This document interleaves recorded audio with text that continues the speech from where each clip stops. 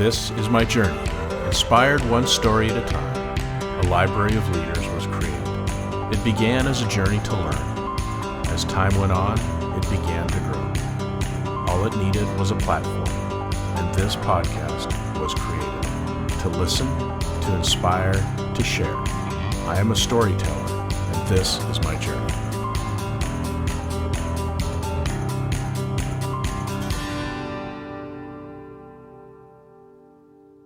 Welcome to another episode of Profiles in Leadership. I'm your host, Steve Anderson, and today we have a guest who is named a Woman of the Year, a top 10 executive coach, and a top 500 business leader. Dr. Michelle K. Johnston is redefining what leadership looks like in today's world. Her best-selling book, The Seismic Shift in Leadership, How to Thrive in an Era of Connection, was featured by Forbes 4 times, spotlights real-world leaders who have embraced this shift and are seeing stronger teams and better results because of it. An award-winning leadership expert and the Clifton A. Morvant, did I say that right?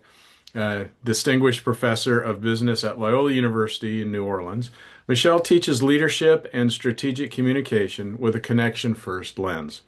She holds a PhD in communication from Louisiana State University and brings decades of insight to her coaching and keynotes.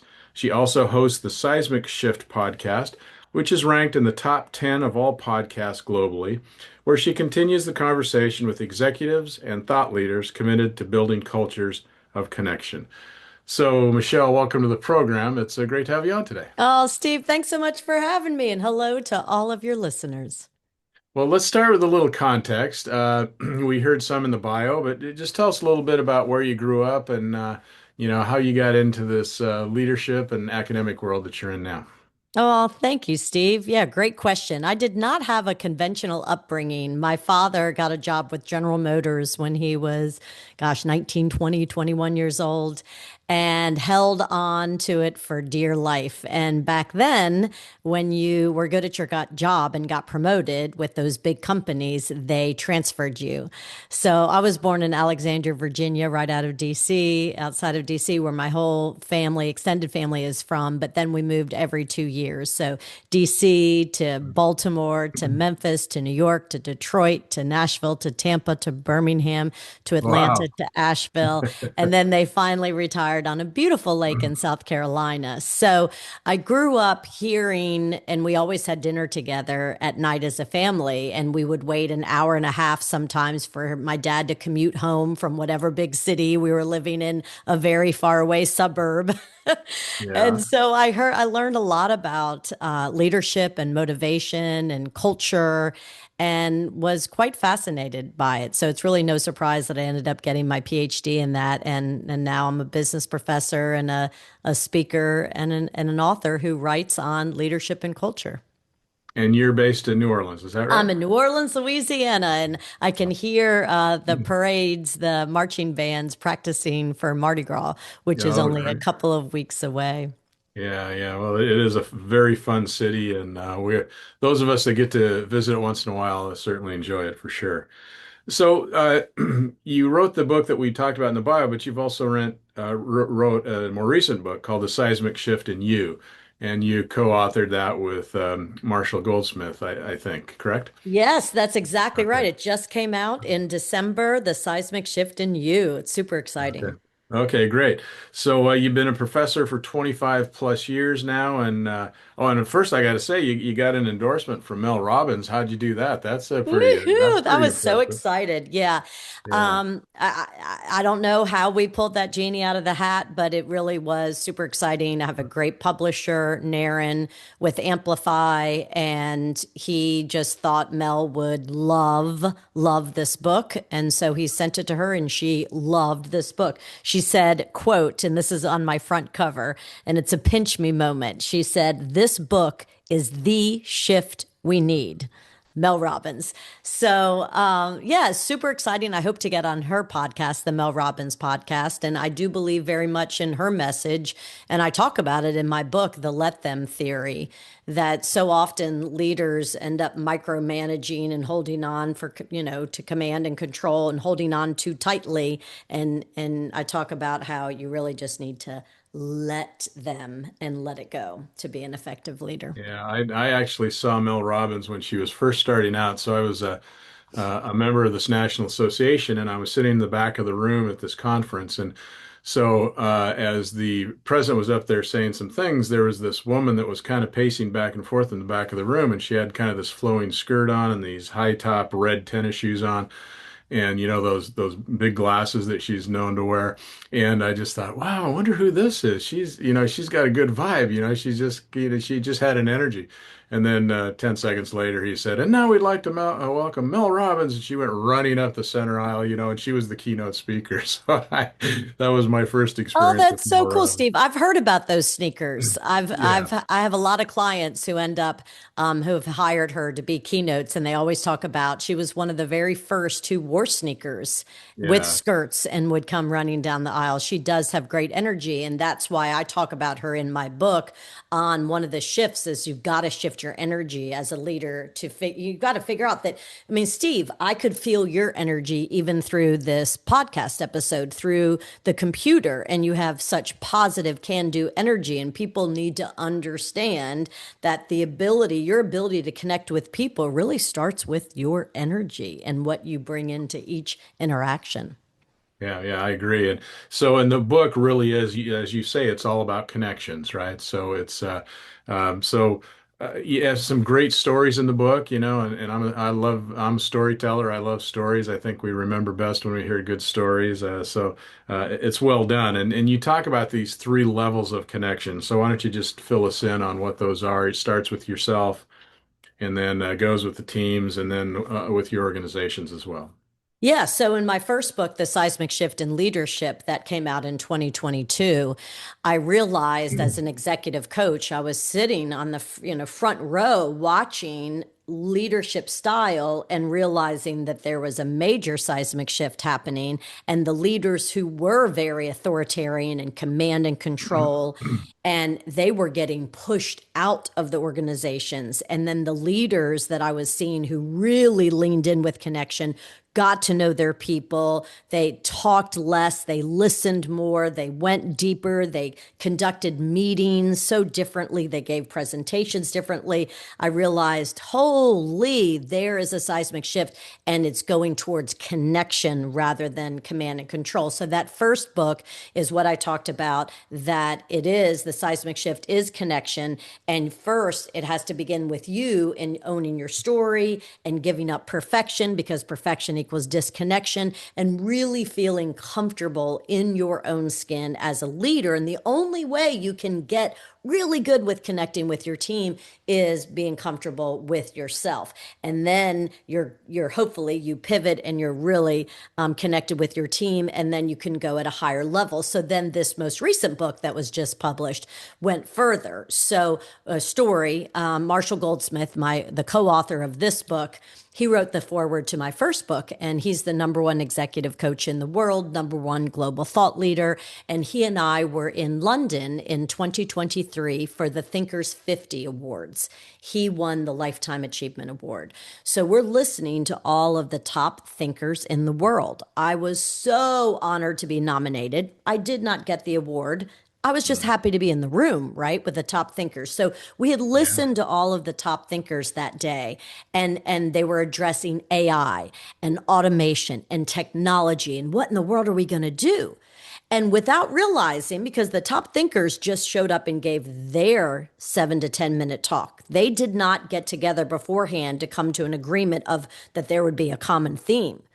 But after we listened to all of them, there was definitely a common theme. And the common theme was, as humans and as leaders, if we're going to differentiate and figure out this AI, we have to lean in with our heart and our humanity. And I Mhm. looked at Marshall at the end of the day. And at this point, we're drinking champagne at the bar with his wife, Lida. And I said, Marshall, this is the biggest seismic shift we've seen, that is facing the way that we show up as humans and the way that we show up as leaders. We've got to write a book about that. And I said, will you be my co-author? And that was another a pinch moment. And then we ended up getting Mel Robbins to endorse the book, but it was definitely a holy smokes. He said yes. And I'm thinking, okay, I went back to Loyola where I've taught, like you said, for over 25 years. And I went to the dean. I said, I have the opportunity of a lifetime. Marshall Goldsmith's about to write a book with me. I need to take a sabbatical. So I took an entire year sabbatical Oh, wow. to write this book with Marshall because I feel this message is so important right now that there's a seismic shift that has to begin with all of us inside, Mhm. right? In order, and we have to do things differently. We have to lean in with more heart and humanity and be much better and go much deeper with connection in order to be effective and And successful. then even as let's just say you're an expert in connection, you have a story in the book that basically says, I wasn't connecting with Marshall when we first started writing, and I'm like, what's going on and whatever. And so you had a real life experience that, you need to have intention and you need to really understand what that connection is because you were missing it. Oh my gosh, Steve, I was mortified. I was mortified because when he first said yes, and then I get the sabbatical, right? And now I'm on my sabbatical. So I fly to Nashville where Marshall Goldsmith lives, and he lives in the same neighborhood with Taylor Swift. And I mean, Marshall's done very, very well, right? And we're good friends. And I love Lida, I love his family. So I fly up. I said, okay, great. We're gonna write this book together. Woo! I fly up to Nashville, we sit down, we get some, moments of what size, what should the book be about. And then I fly back. And without ever asking him a question of, well, Marshall, you're a New York Times bestselling author. You've written over 50 books. What should the process look like? What would work best for you? I didn't do any of that, Steve. I went back Mhm. to New Orleans and I started reaching out to his executive assistant, who at the time was Mike Mackey. And I said, okay, I need to get a Marshall's calendar. I need to get on the calendar every week. Every week, we got to work on this book. And it was like I was banging my head against the wall. I couldn't get on his calendar. And then I finally realized, ooh, I don't think this is the way he wants to work with me. And I finally picked up the telephone. I called. I said, Marshall, we need to have what now I talk about a keystone conversation. How do you want to work together? He's like, Michelle, oh my gosh, I believe in you and your brand and your writing. Just write the damn book.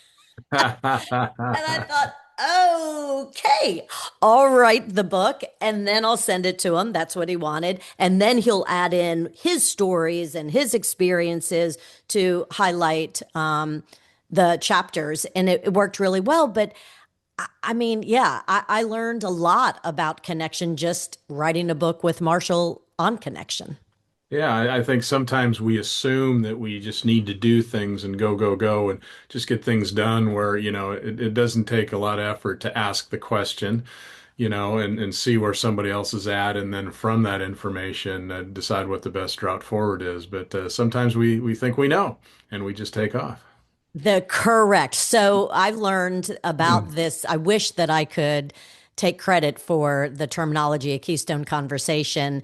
It comes from one of my dear colleagues, Michael Bungay Stanier, and he wrote a recent book, How to Work with Almost Anybody. And he said, whenever you start working with someone new or on a new project, you should schedule a time to have a keystone conversation. And that's a time when you really connect. And he said, and here's the questions I want you to ask. I want you to ask the other person. So say, Steve, you and I were starting a new podcast together. Then it's not just this unscripted conversation where you and I get together. Hey, how are you? Yeah, yeah. It's very scripted. And he said, I want you to ask Steve, how are you at your best? What's the environment that really puts you at your best? Well, tell me about a time when you've been at your worst. What caused you to be at your worst? Tell me about a time like, how do you prefer to work? What does success look like to you? What rhythm should we get into and how should that look like? So these very prescriptive questions are what encompasses a keystone conversation. And so I'm advocating that for with everybody I work with. Like, did you have a keystone conversation? And I feel like that really sets you up for success. Yeah. And you also state in the book too that you need to take time for connection. A lot of people, I think a lot of leaders think, oh, we need to spend time with a spreadsheet and we need to spend time with meetings and we need to spend time with this, but maybe don't always think of, I also need to take time to just sit with somebody and try and get to know them better and get to know their story and what makes them tick and what their passion is. That's the connection you're talking about. Oh my gosh, yes. And it is wild how so many leaders will say, Michelle, I don't have time for that. I've got, I'm the chief Mhm. financial officer of this huge company and I've got all these agenda items. And what are you telling me to do? And I say, okay, just try it out. Let's just try it out. Let's do an experiment. And for a couple of months in the very beginning of your one-on-one meetings, just say on a scale of 1 to 10, how you doing personally? Like what's going on in your life? On a scale of 1 to 10, how you doing professionally? Begin your meetings with that so that your people know that you see them more as a bottom line result, a number, a cog in a wheel. And every time I do that, the leader comes back to me and says, oh my gosh, Michelle, you're right. Because all of a sudden now I have the trust of my people and we work so much better. We know each other, we collaborate better. And that's what I think if leaders can understand that if you put in the time ahead of time and really get to know your people and their story and where they're from and on a deeper level and then check in how are you doing, comma, really like Steve. Like let's play this game together. Steve, on a scale of 1 to 10, how are you doing personally today? Oh gosh, probably an eight. Oh, that sounds lovely. Okay, professionally, how's your day going on a scale of 1 to 10? Oh, interesting. You should ask. Just kind of dealing with a big issue that's a little messy, so maybe more like a six, five or six. Thank you so much for sharing. And then the key is also for you to share. And so I would say, Steve, thank you for being honest because I am struggling today, and this is the highlight of my day being with you because I woke up this morning. Yesterday, I dropped off my daughter for her senior year, last semester at college, and she had been with me since December the 6th for Christmas break. And man, I was kind of low this morning. So Mhm. I'm happy to be here with you and having this conversation, and thank you for being honest with me. Yeah. It's so true. And if you think about, kind of in the command control era where that was more the norm, I can remember back in the day when they would say, you know, uh, don't ask any personal questions. Don't get to know people. Don't ask about their personal life. Don't do any of that because that's a no-no. And it never felt right to me because you don't get to know people. So, finding out, what they're about and what they did over the weekend and things like that. I mean, obviously you don't want to, ask real super personal questions, but you have to know people to work with them, I think. You thank you for articulating it the way that you did. That is another big seismic shift between the old way of doing things and the new ways, which are much more effective. I agree. That old advice of don't get too close to your people. You can't be really friendly with your people. You have a work life, you have a personal life, you have a professional self, you have a personal self. There's one you, one day, one opportunity, one calendar. And people have got it. We as human beings have BS detectors. And if I think that you maybe are hiding something or you're just being fake or you're kind of phoning it in, why in the world would I stay up until midnight trying to finish a project for you? Yeah. Yeah, good point. You also said that in building connection, you already brought up perfectionism, get rid of that. It's never going to be perfect. And so you don't have to wait till everything's perfect to do something. But you also say, sometimes just say thank you. I mean, appreciate people. I don't think there's anybody who doesn't like to hear that, they've done a good job or that you appreciate them. And we need to do that more. I totally agree with you. And I try to do that with my marketing manager, Allie Barnes. She's incredible. And I try to say, thank you, thank you, thank you, because I had this great guy, Chester Elton, on my podcast, and I ended up profiling him in my book. He wrote the book on gratitude. And he conducted all this research that showed that the best leaders are the leaders who really lean in with gratitude and they make sure that they embed time for appreciation and celebrating the wins and he whenever Chester Elton gives speeches he throws out these little carrot little stuffed animals and a lot of leaders would say, "Oh, but I don't want to be too soft. I don't want to say thank you too much." maybe I don't want to say it too much. So Chester thought, well, that's an interesting question that I'm hearing a lot of pushback. So he conducted a study to see if there's ever too much. And I don't think we as humans could ever do it too much. So for all of your listeners, get that out of your head. You really can't say thank you and I appreciate you too much.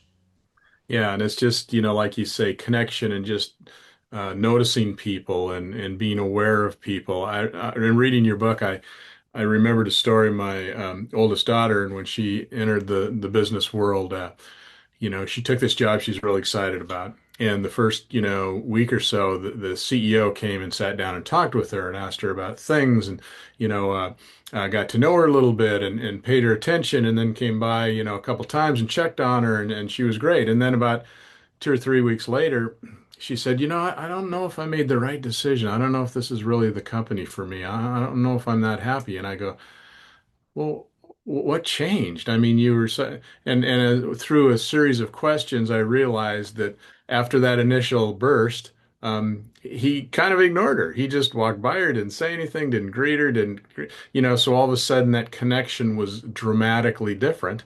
And for a young professional, that was a big deal. Oh, that's a beautiful story. Thank you for sharing. Yeah, that reminds me of I run the I'm in New Orleans, and so we have an NFL team, the New Orleans Saints, and an NBA team, the New Orleans Pelicans, and I run their leadership academy for their corporate leaders.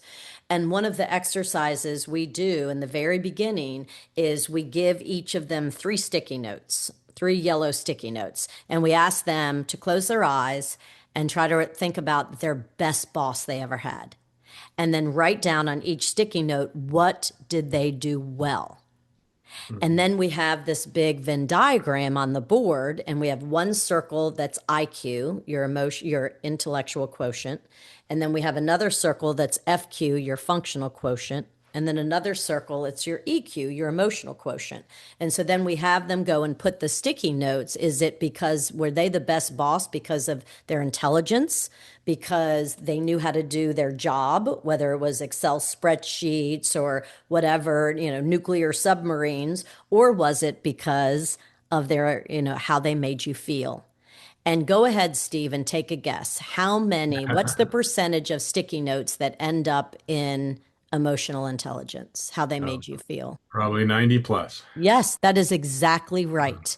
And Yeah. yet, so many bosses think that it's their financial acumen, their business acumen that it's how you make your people feel. And that example you shared of your daughter that she just ended up just not feeling like she was appreciated or valued. And that's when you leave. You leave mostly because of a bad boss. And Yeah. it maybe that boss wasn't even bad, but that boss didn't make her feel valued.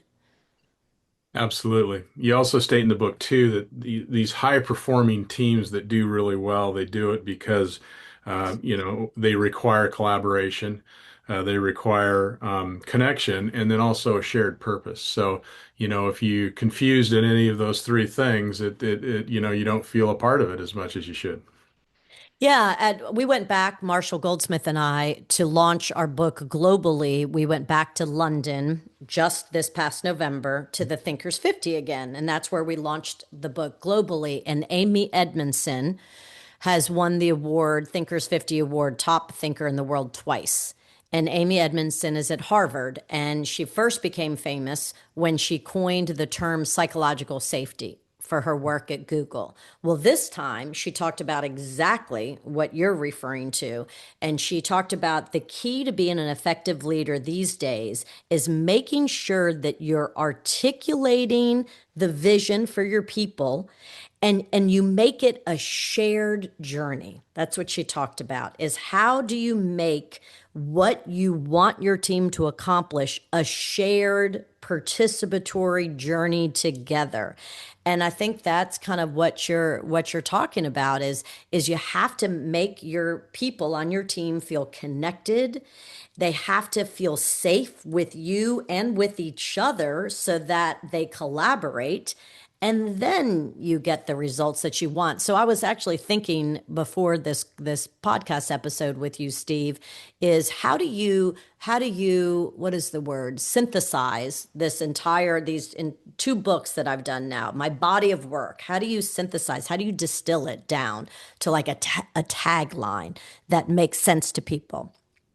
And I thought, maybe, tell me what you think, it could be micro shifts that produce macro results, so Hmm. that people understand I am asking leaders and you as a human to shift more towards connection in everything they do, in how they handle their calendar, in how they run their meetings, in how they have conversations, in the language they use, the energy they show up with.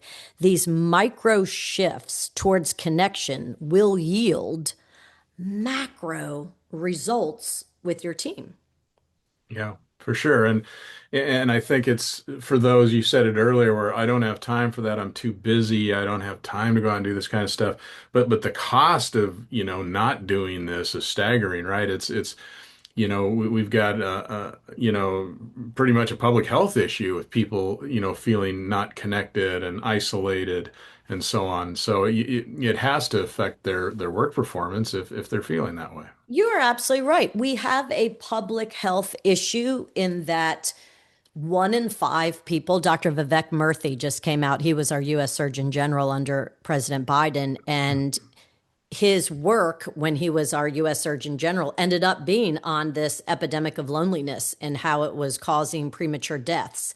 And so he wrote a book called Together, and he went out on this tour talking about we have to do things differently. Well, he just came out with a new report, 2025, last year, that said it's not getting better, it's actually getting worse. One in five of us as humans globally are now feeling isolated, lonely, and disconnected. And he said it's the equivalent of smoking 16 cigarettes a day. Mm. It is causing 60% increase in premature deaths, a 30% increase in strokes, and a 33% increase in heart attacks. So it is a public health crisis now, where that we're getting so codependent on our phones, even though we don't talk on them anymore, so we should probably rename them, right? Yeah. We're codependent on this technology, and with AI, it's going to make our all of our processes very efficient, but it's making us more and more codependent on this. And the health research is showing that it feels like we're connecting, but it physically we're not connecting. And so it's ultimately causing us premature death.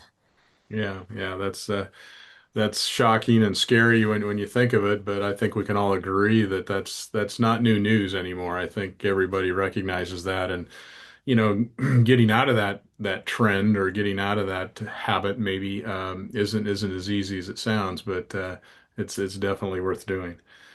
You also talk in the book that connection isn't transitional, it's relational. So again, it's just something that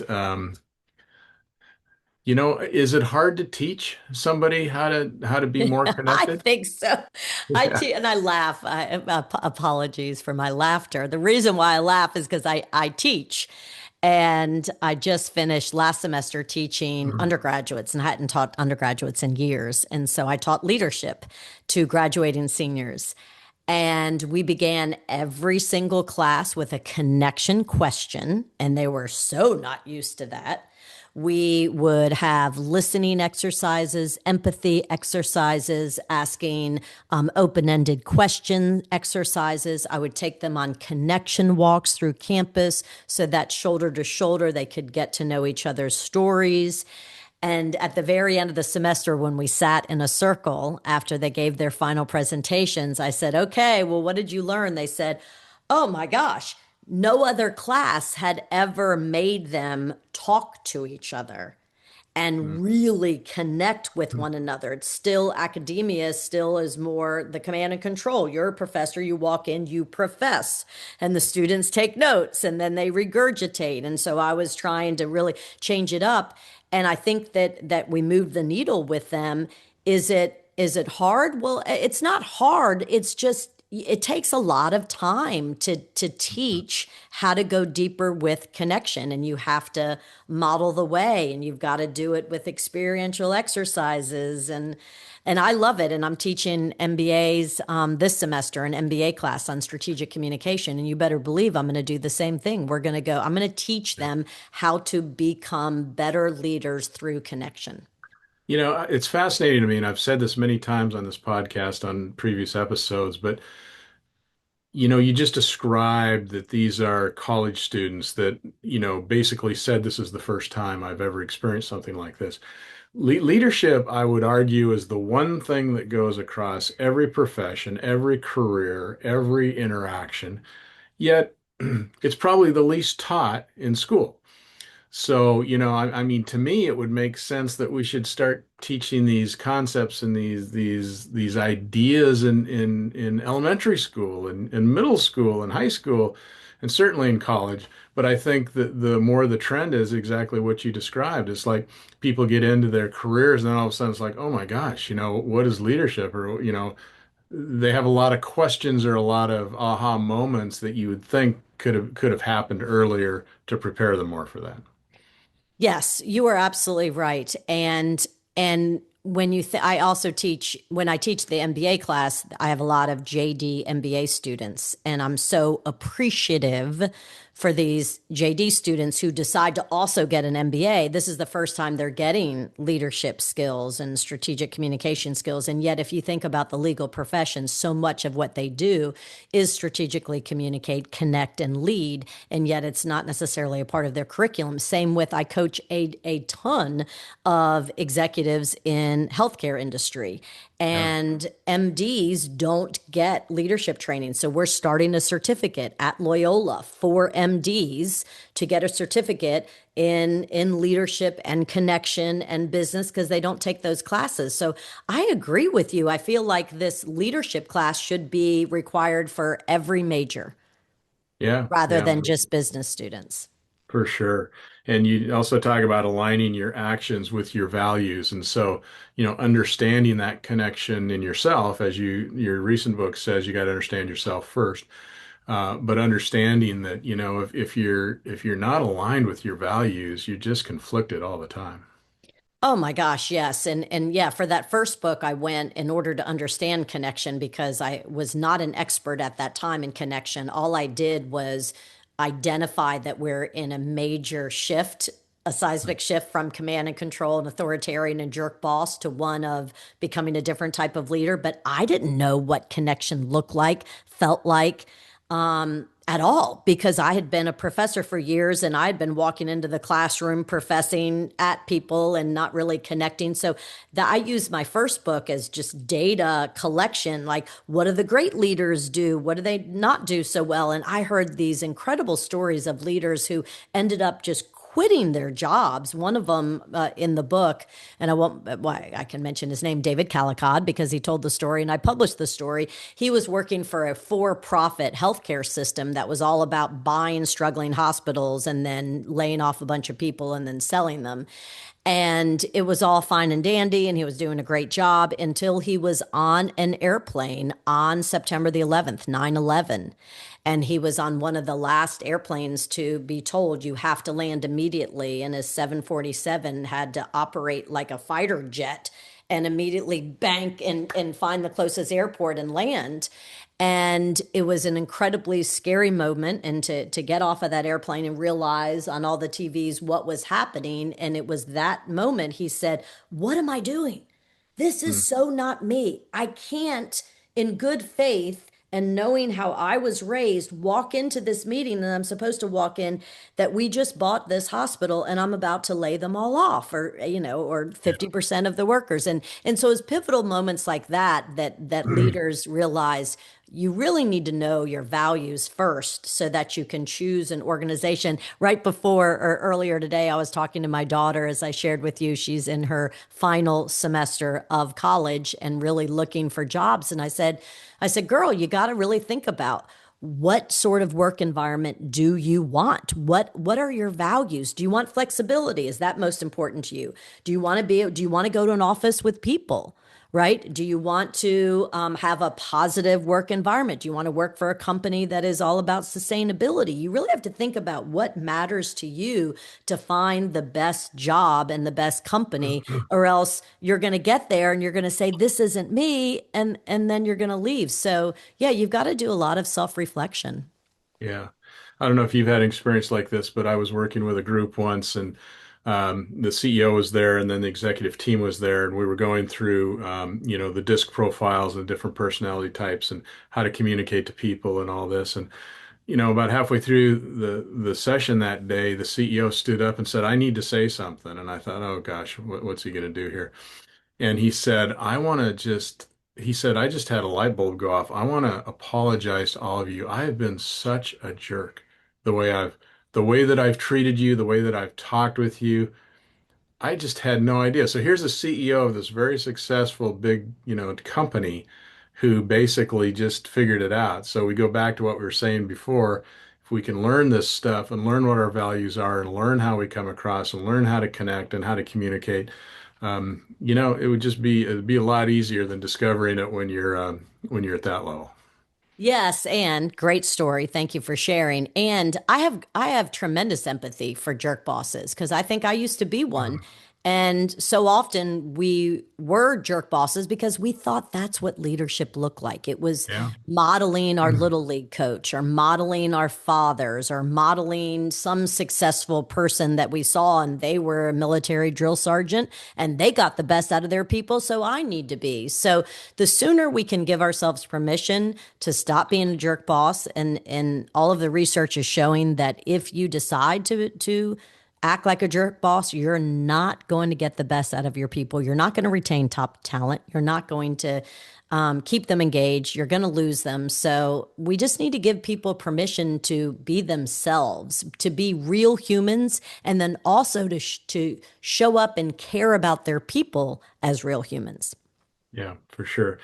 In the new book, you have each chapter has is titled, and I'll just read them out here so those listening can tell. It's like shift your perspective. Chapter 2 is shift your priorities. Chapter 3 is shift your calendar. 4 is shift your meetings. 5 is shift your conversations. 6 is shift your language, and 7 is shift your energy. So again, those are all things that you can shift if you're aware of it first, and then find ways to dial in to a deeper meaning of all that. Yeah, that's what I was asking. I really do want your opinion. Does it make sense? I'm asking Mhm. for people for these micro shifts so that they can produce macro results, right? And Right. I really am serious about that. These are micro shifts. So the first shift is shift your perspective. And I had this incredible conversation with Pete November, who's the CEO of our largest employer in Louisiana, Ochsner Health, almost 40,000 employees. And he said, Michelle, and I was asking him, I said, Pete, you seem so calm. How are you so calm? And he said, Michelle, you know what it was? I finally had this shift that it's not about thinking I wake up every day and I look at my calendar and it's the what do I have to accomplish? What? He said, I now shift to who do I get to work with? Who do I get to interact with? Who do I get to impact and affect and make a positive difference in their lives? And he said, that's changed everything, just that mindset shift. So that's the first, and I call it a micro shift, is just change your mindset of if you go after each day, just going, as you mentioned before, Steve, transactional, just what. Marshall and I, and he talks about it more than I do in the book, that because he's the number one executive coach in the world. So he's coached the very highest level leaders. And he found that many of them would get to the highest rank at the very top. And you would think they would say, oh my gosh, I did it. This is the most amazing feeling. And yet they felt empty because they realized they got to the top and had focused on achievement, what, transaction, and had lost sight of the most important relationships. It could be their family, it could be their children, their husband, their wife, it could be their childhood friends they lost touch with, their high Mm. school, their college. And Dr. Vivek Murthy, actually, I got to see him talk about his book together at the New Orleans Book Festival. And he said, guess what? I fell victim to that too. I got to the very top, the US Surgeon General, and I realized, oh my gosh, I have not seen my childhood friends in forever because I convinced myself I didn't have time. Yeah. And we that's the shift. I want people to focus on the who rather than the what, and I think that can remedy a lot of these public health crises that we're experiencing. And relating to exactly what you just said, there's a good story in the book. Tell us a story about Chantel Preston and Oh my when she gosh, Chantel just texted me before I hopped on this podcast. Michelle, when can we catch up? So I had her on my podcast and she was just a freaking rock star. And boy, did she go after it. And she built this company. And on the day she sold it, because that's what success looked like to her, I'm going to sell this company and become a multimillionaire. And she did. And she scaled. And the day she sold it, her partner said, I want a divorce. Mhm. And she realized, oh my gosh, she'd been so focused on the goal of building, scaling in order to sell that she lost sight of her relationship. Yeah. And so she now has her own podcast and is now writing her own book to try to help people to make sure they don't make the same mistake. And I think you mentioned after that story, which, resonated with me too, is that we just need to quit using the word because balance doesn't exist. I mean, obviously we can be way far this way or way far that way, and everyone gets that. But if you're searching for perfect balance, it's not a reasonable expectation. No, I learned a lot from Juan Martin, who was the president of Kind Bars. And I mean, they had such a beautiful mission. They wanted to spread kindness every single day through the ingredients in their bars, that the ingredients were good for you, to how you treated one another at the office, how you treated the planet with recycling. And so they had this incredible mission. And before Juan was named to be the president of Kind Bars, he had worked as a big executive at Mars in Europe and Africa, selling pet food and candy bars. And he said one day he looked up and looked down and realized, what am I doing? I have no balance in my life. Like this is, and it's not the leader I want to be, and this isn't the human I want to be. And it was at that juncture in his life, he then hired an executive coach out of London. They really talked about his values, who he wanted to emulate, who he wanted to be as a leader, what sort of impact he wanted to make. And once he would transformed his leadership style from going, he was born and raised in the south of Spain. So he said, Michelle, it was a very machismo leadership style. Once he transformed and became the kind of leader he wanted to be, then at that moment, Mars acquired Kind Bars from Daniel Lubetzky, who had been the founder, and searched all throughout the organization for the leader who could represent kindness in the way that he led. And they chose Juan. And it was at that time he said, now I get it. And I try to create an environment where people can have more balance. And I feel like they're focusing on the right things and not just all company all the time at what cost, physically and emotionally. Yeah, I'm a huge believer in language, and you named a chapter, shift your language, and just little things like, shifting. You told a story that somebody changed from manager to coach, the title of that position, and what a difference that meant. And I think it's just I don't know if you've watched the TV show The Bear, but he's running this sandwich shop, which then becomes a restaurant and so on. But he calls everyone who's working with food chef. That's just they call each other chef, and it's just a language nuance that just makes people feel like they're a part of something in a different way by nothing more than just using language. And of course, there's more to it than that. But I do think language makes a huge difference, and I think we ought to think about what our language says and how we say things and what words we use because it does make a difference. You should definitely work on changing your language, Steve. That's one of the pieces of advice I heard from Sam Horn, who was on my podcast, and I highlighted her in my book. She wrote a book. What is it? Talking on Eggshells, and she's all about the words you choose and the words you use versus the words to lose. And one of the things she said to get rid of is should. So that's why I said that to you. You should definitely stop doing Yeah. that, right? Because it just comes across like you should, like nobody wants to hear this, Yeah, like, right? the Saying, wall goes right, up, yeah. exactly. Like, Yeah. wow, Steve, that was a great idea. I Uh-huh. look forward to seeing how you're choosing language that accelerates. I call it choosing words that accelerates connection rather than choosing words that diminish connection. So Yeah. should is one of them, but gosh, you did a great Yeah. job hosting this podcast, Steve. But really, Yeah. really, the buts and the it just And the but when as soon as you say but, as you mentioned in the book too, that everything that you've done before that is erased away. yes, So it's just everything. yeah, so it's and I don't know if you've done this, but in some of my leadership training we've actually brought improv actors in, to help us learn that, because they never say but, they say and then they take it off from there. And so, as leaders, if we could learn from that and not use but say and, it still gets your point across, but you're not discounting what you just heard.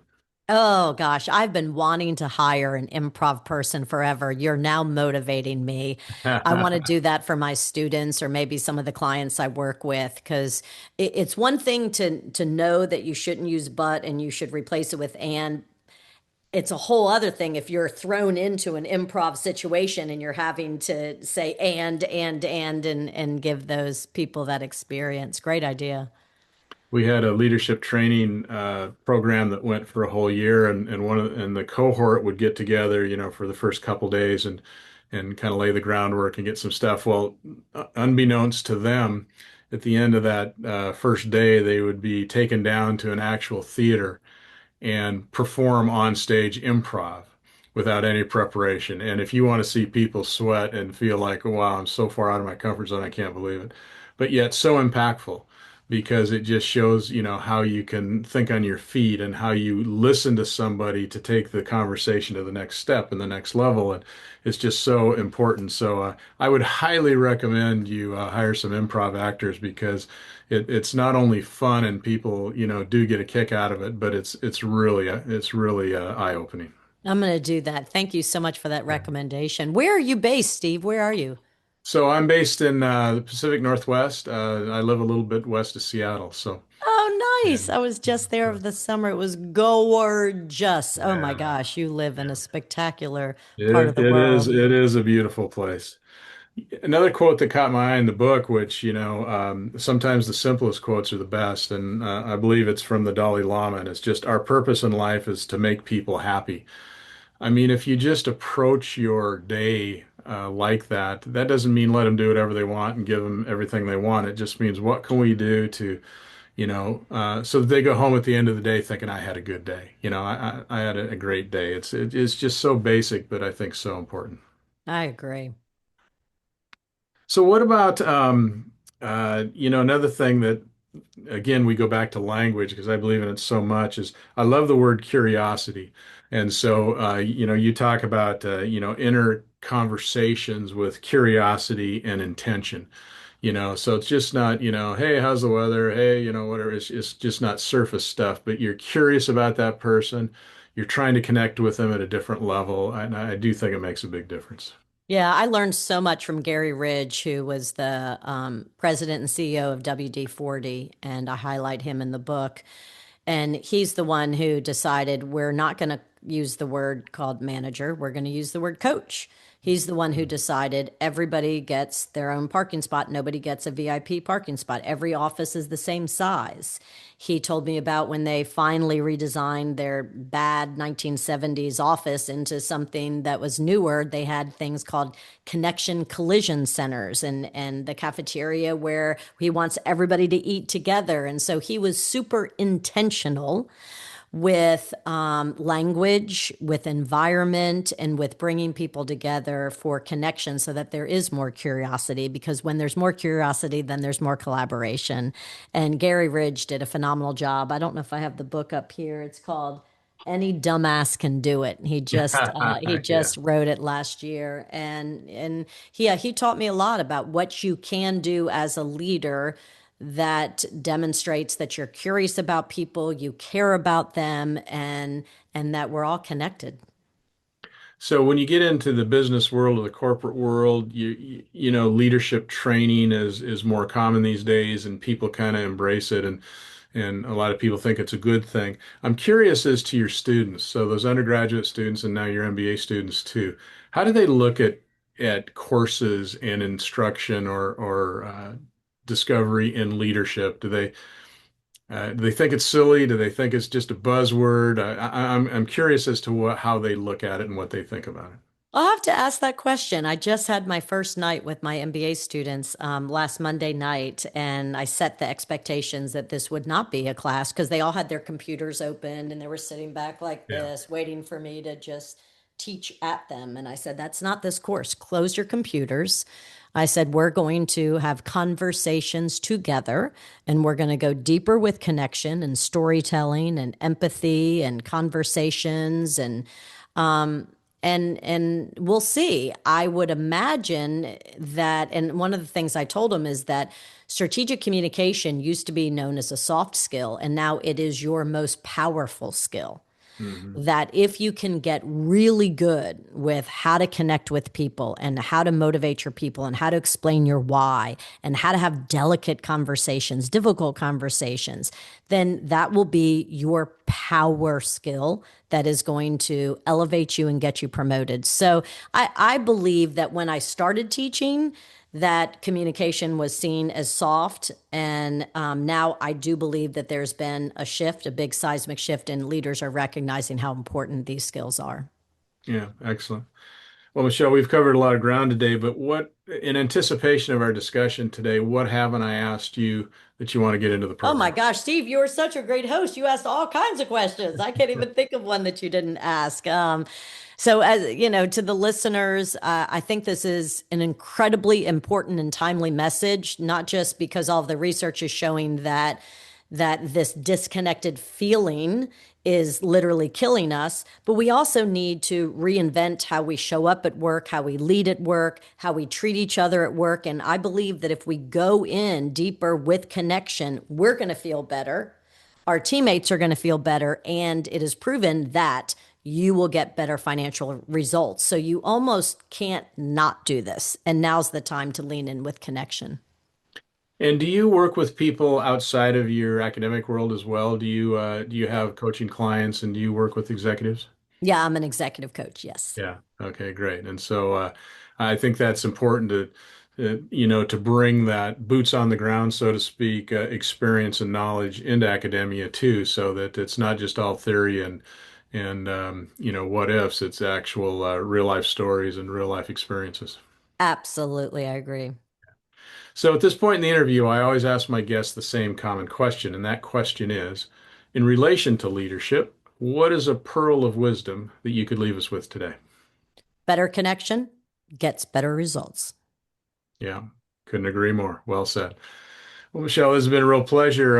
It's great to hear what you're doing, and I'm glad that you're hitting these people early in the academic world as well, because it's something that, again, I made my point that I think we need to have more of earlier, so that it's not such a big idea thing, when we get way down our careers. And it's definitely something that I believe in, and that's what I do. I'm a leadership coach, and so to teach these things is not only gratifying and fun to do, but it's always wonderful when people kind of get it and they have their light bulb moments and they say, "Wow, this really makes a difference." So, I agree. Thank you so much. It's like preaching to the choir. We're so aligned. And thank you so much for having me on your show, Steve.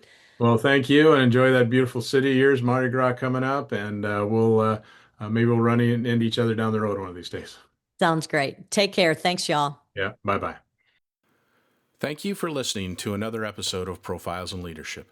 To listen to all my interviews, subscribe to Profiles in Leadership with Steve Anderson on Apple Podcasts, iTunes, and many other popular podcast platforms.